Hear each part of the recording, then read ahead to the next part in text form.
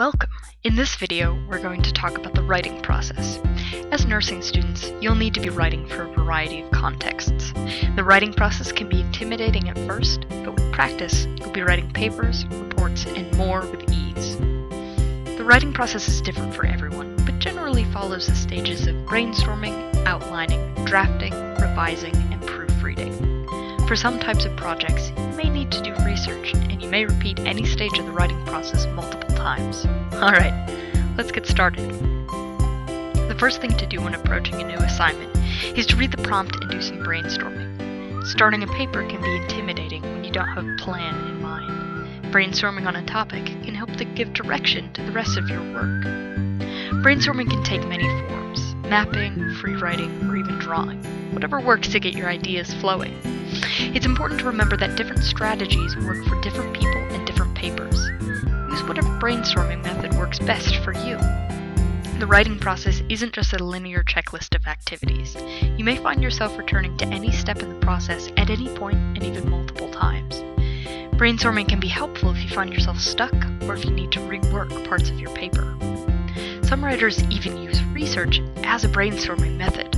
Sometimes research can introduce new information that changes the way you think about a paper or a topic, and can be useful to do first when thinking about a new project. Research is another step in the writing process that takes time. Time to find resources, time to read them, and time to let the information take shape in your mind. However, working with the librarians at the CATS library can make researching fun. An important part of the writing process is information synthesis. As students, you have access to information from all kinds of places: textbooks, research, and real-life experiences.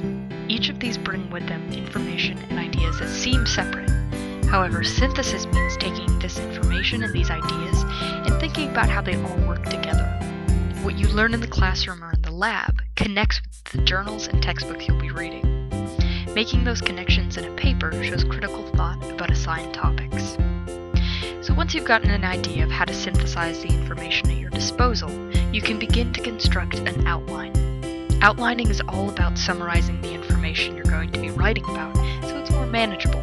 Breaking down your arguments for an outline can give you a more holistic view of how your paper is coming together. Some people find it useful to outline before they write.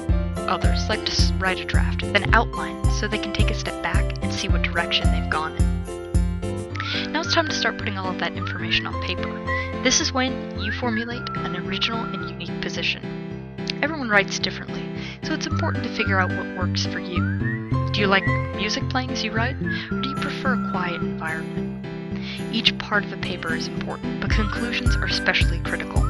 Not only do they summarize the rest of the content in the paper, but they're also the last thing your reader sees before putting your paper down.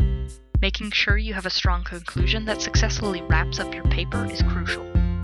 For your first draft, you certainly don't need to worry about everything being perfect. You'll return to the drafting stage several times as you revise. When writing papers, we have to evaluate what we've written in order to make sure it all makes sense together and that what we've written is what we meant to write.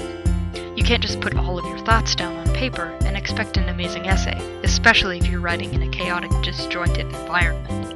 Revising is part of the process of creating a cohesive, interesting final product. And remember, writing is a recursive process.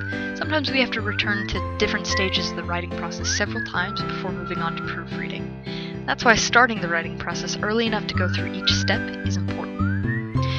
Now sometimes, revision requires another set of eyes. This is where we come in, or hopefully you come into the Writing Center. We'd love to have you visit us in room 206 in the CATS library or online at uma.edu/writing center.